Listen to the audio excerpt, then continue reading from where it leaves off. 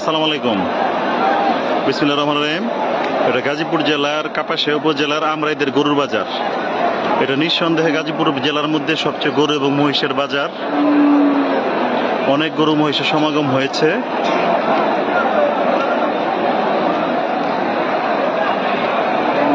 অনেক বড় বাজার।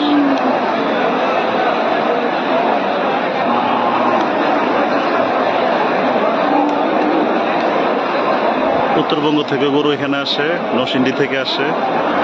এখানে মানে ঘুরে যেটা বোঝা গেল, খামারিরা বলতেছে যে ওই গরুর দাম কম বলতেছে, আর যারা ক্রেতা তারা বলতেছে যে খামারিরা গরুর দাম বেশি চাচ্ছে।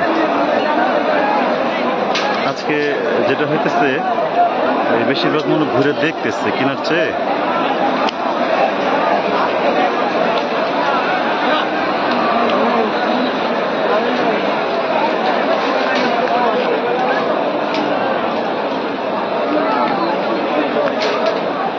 আমাদের